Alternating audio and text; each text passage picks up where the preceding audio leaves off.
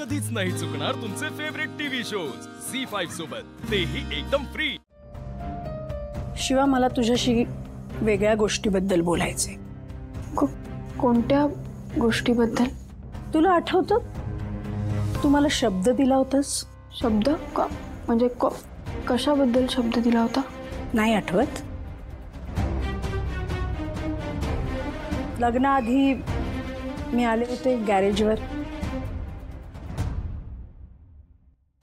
इथून पुढे आयुष्यात तू आशूशी संबंध ठेवायचा नाही, तू आशूशी संबंध ठेवायचा नाही, आमच्या घरी यायचं नाही, मला तसं वचन दे। तू आशूपासून लांब जाणार होतीस आणि तरच मी आशूच्या आणि दिव्याच्या लग्नाला संमती देईन असं सांगितलं होतं। मग तुला अजूनही असं वाटतंय का की तो शब्द तू पाळलास?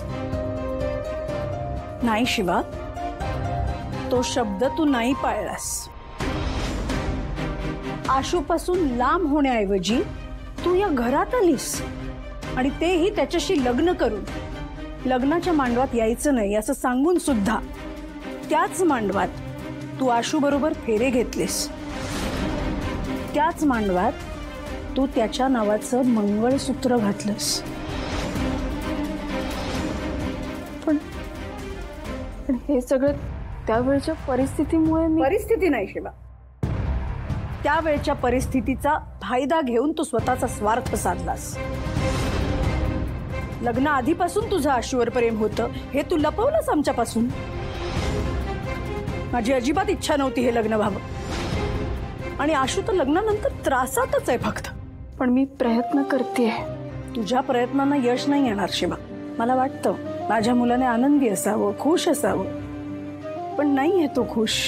मलाही वाटतं आशूने खुश राहावं, आपल्या घरातल्या सगळ्यांनी खुश राहावं, पण नाहीयेत कोणी खुश। या घरात या परिस्थितीत कोणीही खुश नाहीये।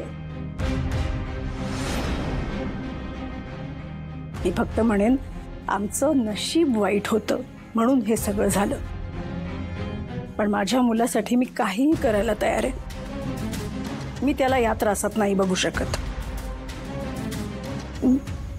मला कळलं नाही। प्रॉब्लेम हाच आहे की तुला काही कळतच नाही, ना या घराचा आनंद ना आशूचं सुख। ते कळलं असतं ना तर तू या घराचा उंबरठा ओलांडलाच नसतास। सीताई, आता स्पष्टच बोलते, तुझं आणि आशूचं लग्न हा तेव्हाचा अनर्थ टाळण्यासाठी केलेला फक्त एक सौदा होता, पण आता हे नाटक थांबायला हवं।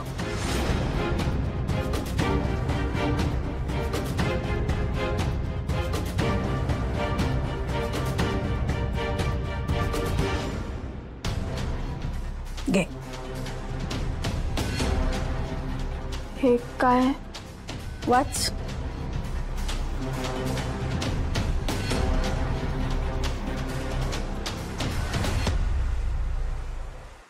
झी5 ॲप डाउनलोड करा आणि पहा सर्व एपिसोड्स एकदम फ्री।